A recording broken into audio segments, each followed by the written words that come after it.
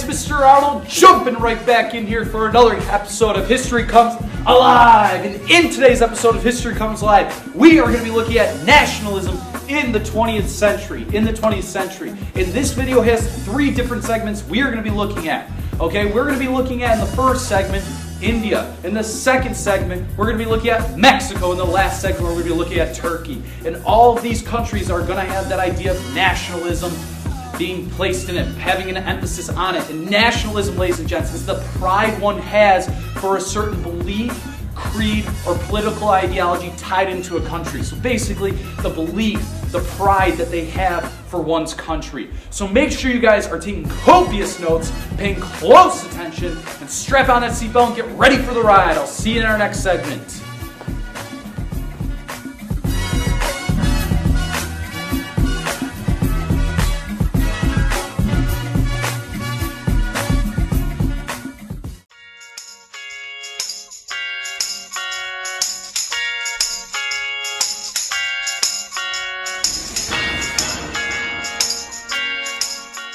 Alright guys, Mr. Arnold coming back for this first segment. In this first segment, we are going to be looking at the Indian independence movement. The dates that I want you to keep in mind is from 1906 all the way up until 1971. We're going to see some significant events occur between those 2 years, okay? So we're talking about nationalism, and specifically, right now we're talking about the Indian subcontinent, which is what you see right here, ladies and gents. When we talk about geography, keep in mind it's a subcontinent located in the Indian Ocean, which is, yes, south of this massive peninsula, okay? We have the Bay of Bengal to the right, and then to the left, to the west, we are going to see the Arabian Sea, okay? We know that India is going to have many geographic features that is going to help and hinder India. Specifically, when we talk about certain features that help would include the Indus and Ganges River. Some geographic features that actually might hurt it would include the Himalayan mountains, because we're going to see a lack of interaction take place. But it could also help because it could provide some protection against foreign invaders. So we got the geography aspect down. Let's talk about the background. All right, when we talk about the Indian independence movement and nationalism in India, keep in mind, this goes all the way back to 1857, in which we are going to start to see the British government establish India as a colony. They're going to exploit India not only for its natural resources, but for its cheap labor workforce. They're going to take India and they're going to take all of its natural resources and send it to Britain to be manufactured goods. All right, they're going to see India as being the crown jewel of their massive empire, the British Empire. The reason why the British are able to get into India and conquer it is because in India the people are divided. We have people that are for Islam, we have some people that are for Hinduism. And because of this divide, they're not united in terms of blocking the British from entering and taking India as a colony. So we're going to start to see some ODFPs start to arise during this time period in India. The first ODFP that I want to talk about, old dead famous person, is Mahatma Gandhi. Mahatma meaning great soul. Mahatma Gandhi is going to be the leader of the Indian independence movement, the Indian Nationalist Party, in which he's going to try and give the boot to the British from India. He's going to do this in a non-violent way. He's going to act as a disobedient civil individual. Some examples of some disobedient acts would include the homespun movement, in which he's going to ask all Indians to create their own clothing so that they do not help out or aid the British. We're also going to start to see him carry on what was called the Salt March, in which it was a public display, a public march in which the Indians were trying to get back salt that was being mined from the oceans, that was controlled by the British and therefore benefiting the British, not the Indians. All this is going to relate to the 2 ideas of civil disobedience as well as nonviolence, okay? Civil disobedience is the refusal to comply with certain laws and rules, but doing so in a peaceful manner. Nonviolence is the use of peaceful means, trying to bring about change by not using force or violence. In India, there's going to be no bloodshed during the time of Mahatma Gandhi. Mahatma Gandhi is going to be an important figure here because he's going to bring change by uniting both the Hindus and the Muslims together in terms of stopping the Indians from further controlling India and creating it as a colony. Now, On the flip side of Gandhi, ladies and gents, we are going to start to see Muslims start to appear and become very powerful in India. We're going to start to see the Muslim League being led by Muhammad Ali Jinnah. Muhammad Ali Jinnah is going to be the leader of a Muslim political party in India. All right, and the key theme you got to keep in mind with Muhammad Ali Jinnah is this, that he was in support of what was called a partition. Our partition was the action or state of dividing something into two different parts. In India, we are going to start to see the partition take shape. Muhammad Ali Jinnah said he could not live in India if the Hindus were the majority rule. All right, he was not in favor of that. So what is he going to do? He's going to lead the Muslims living in India, and they're going to settle in both West Pakistan, which is modern-day Pakistan, and East Pakistan, which later in 1971 became Bangladesh. Bangladesh, okay? So keep in mind those specific terms. The legacy that we're going to see here is it's going to become ironic, in which we're going to see a very violent end to a non-violent start. You see the irony there.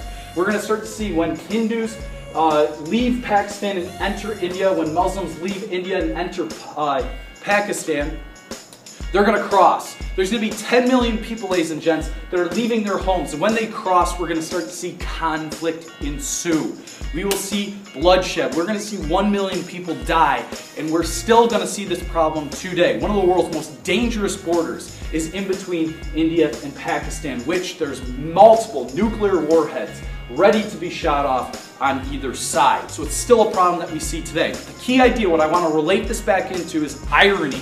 We remember seeing Gandhi leading a nonviolent movement in which there's going to be no bloodshed between the British, the Hindus, and Muslims. The Hindus and Muslims are working together, they're unified, and giving the boot to the British.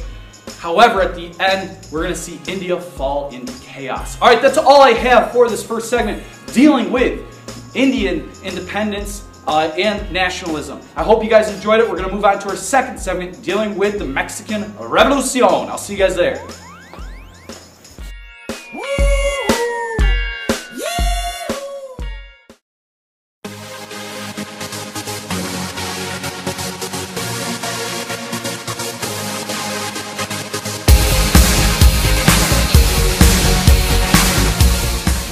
What's up, guys? Mr. Arnold sliding back in here, and in this segment we're going to be talking about the Mexican Revolucion. Viva la Revolucion! 1910 to 1920, those are the years in which we're going to see this revolution take shape. Two vocab terms I want to get off right off the bat. I'm talking about haciendas, I'm talking about land reform. Haciendas were a large estate or plantation. Typically, there were big farms or ranches in which we saw pretty much a large amount of people working for low wages, okay? And the rich were the ones that owned it. They owned the land, and therefore, we're going to start to see in Mexico a big difference between rich and poor, all right? There's going to be a big difference. There's going to be really no middle class. The second vocab term that I want to talk about is land reform, in which we are going to start to see a push or a program that is created that's going to deal with the redistribution of land. So they're going to take land from the rich, they're going to chop it up and give it off to the landless peasants, the peasants that were once landless before. So keep those two vocab terms as we review this. In terms of the geography of Mexico and the Mexican Revolution, keep in mind, ladies and gents, it's obviously that country south of the United States of America, in between the Atlantic, which is to the east, and the Pacific, which is to the west. It is in a place called Latin America. Latin America, the region of Latin America, is the part of the world where predominantly we see Spanish or Portuguese speakers. So keep that in mind. So that's geography. When we talk about the background, also I want you to remember the fact that in 1810 and 1820 there was a fight in which the Spanish were trying to fight for independence. We're going to have the Mexican War of Independence. We'll have this crazy priest by the name of Miguel Hidalgo pushing for freedom from the Spanish crown. Remember, in Mexico they speak Espanol, all right? It was once a country of Spain, all right? So in those years they're going to give the boot to another European power, the Spanish, all right? We talked about in India, them giving the boot to the British. In Mexico, they're going to give the boot to the Spanish, and we're going to start to see Mexico become its own country. However, later on, as the years go on, we're going to start to see some problems. We're going to start to see a dictatorship form. I'm talking about Diaz, dictator Porfirio Diaz. He is going to be the dictator of Spain for 31 years. That's a pretty long time when you think about it. He's going to do a lot of things that are kind of nasty. He's going to eliminate labor unions, and he's going to eliminate any political opposition. He's going to be an absolute ruler that has complete control and a grip on Mexico. Basically, what you got to keep in mind about Diaz is that he was an awful ruler in which we're going to start to see, again, a huge gap between the rich and the poor. And we know when there's no middle class, things are not looking good. All right, Diaz, even though, ladies and gents, even though he was a dictator that did a lot of nasty, horrible things just like any other dictator would do, he also built Mexico into becoming kind of an economic power. He had railroads built, he had infrastructure used, he built factories, there was lots of oil being mined in Mexico itself. So all along Diaz's rule, we're going to start to actually see Mexico become powerful. However, in Mexico, there are really problems that are really being brewed right now and are about to be ensued, about to happen. All right, so we have Diaz. One other person that I'd like to talk about, another ODFP, is Pancho Villa. Pancho Villa, ladies and gents, was a rebel, a revolutionary that's going to lead peasants like himself or other rural farm workers to go against the federal government. He's also going to team up with Zapata, who's going to lead revolutionary forces in the south, while Pancho Villa leads revolutionary forces in the north, and they're going to close in on Diaz. And this is where we're going to start to see the end of Diaz in the 1910 election, in which he's going to attempt to rig the election. That's going to be the straw that broke the camel's back. Eventually the people of Mexico will give him the boot, he'll leave, and we're going to start to eventually see presidents elected. We'll have elections based on democracy. Now, the legacy I need you guys to keep in mind is the big ideas. In Mexico, we're starting to see change, both socially and politically, as well as economically. They're going to call for land reform, and they're going to get it. They're going to take the rich landowning elite, and they're going to slice up their land and give it to the landless peasants. We're also going to start to see democracy being used instead of a dictatorship in Mexico. The last point that I would like to talk about is the end of haciendas, the end of hacienda system, in which we're going to start to see more small farmers develop over time. However, what you got to remember about the Mexican Revolution is we see corruption in the Mexican Revolution, political corruption then, and we see it today. Some of the problems that are still existing in Mexico today with the political corruption of what is going on right now in the lack of stability with the government, that all was contributed to what was going on in 1910 all the way into 1920. 1 million people will die from this change that is occurring in Mexico. All right, we got one more segment to talk about. We're going to be talking about Turkey next. Make sure you guys are paying close attention. We're almost done. Hang in there. I'll see you guys there.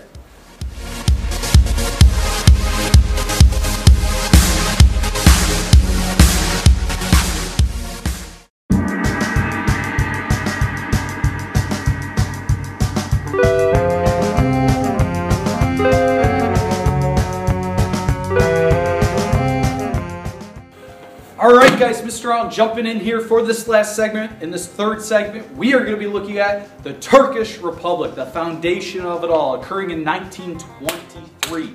Before we get started, I want to talk about the geography of Turkey. Alright, Turkey is a very important country to keep in mind. Why? Because it's located right in between, sandwiched right in there between Europe and Asia. Alright, it's right in between Europe and Asia, on the far eastern end of the Mediterranean Sea. It's in between Europe and Asia, and the key city that we gotta keep in mind is actually called Istanbul. It was once called Constantinople, now it's Istanbul. See what I did there? Istanbul, okay? So, the key role is its location. The big city, Istanbul, in terms of understanding the country and geography of Turkey. It's right in between Europe and Asia, as I pointed out about 500 times. But anyway, let's talk about some background information. When we talk about the geography and the history of Turkey, I want you to know one thing. It was not always Turkey at one point. It was actually, for a very long period of time, ruled as part of the Ottoman Empire. For 500 years, ladies and gents, we are going to start to see Sultan rule. A Sultan is a king or monarch of an Islamic empire. Rule. What is modern day now? Turkey, Anatolia, okay? And the key theme that you got to know is this. It's all going to end towards the end of World War I. We're going to start to see the Ottoman Empire take part in World War I as a part of the Central Powers. They're going to team up like with countries like Germany and Austria-Hungary, and they're going to be losers. And because they're losers, ladies and gents, we're going to start to see the Ottoman Empire crumble and fall, okay? They're going to eventually fall. Some ODFP that I want to talk about is one person. His name is Mustafa Kemal Atatürk. All right, he is going to lead the Turkish Nationalist Party, and they're going to want to create their own country, the Turkish people, which is actually an ethnic group of people that speak their own language, Turkish being the language. They're going to create their own country from some of the fragments remaining from the Ottoman Empire. He's going to rise to power, ladies and gents, when he's able to defeat the Greeks who were trying to invade into Turkey in 1990. He's going to basically tell them to stop. He's going to gain power, and he will be elected later on to be the first president in the founding of the Turkish Republic, as I stated earlier, in 1923. Now, some key things to keep in mind with Mr. Atatürk is this, that he is going to bring change and reform to Turkey. Alright? He's going to change the people's lives of Turkey.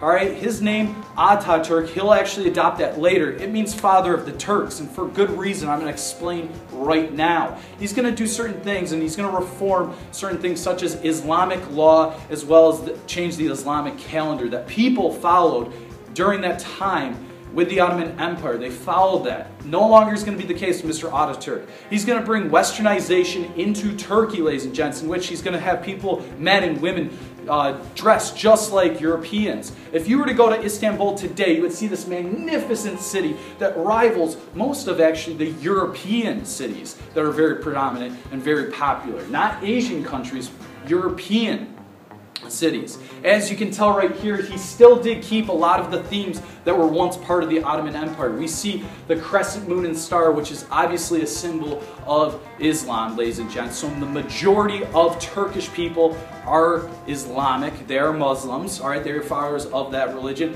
But what I need you to remember about Mr. Mustafa Kemal Atatürk is this. He's going to bring change. He's going to bring modernization. Just like we saw with Stalin in the Soviet Union. Just like we saw with Peter the Great in Russia. Or Emperor Meiji in Japan. This guy's going to bring a whole bunch of change. And that includes both men and females' roles in society. Alright? In society. Ultimately, ladies and gents, the key thing to remember with Atatürk is this, that Turkey will eventually become kind of a world power after World War II with the foundation of the Turkish Republic. Alright, that's all I have for this video talking about nationalism in the 20th century. I hope you guys enjoyed it. If you have any comments or you want to hit the like button, you are always encouraged to do so. But for this episode of History Comes Alive, Mr. Arnold is headed out. I'll see you guys next time. Take care.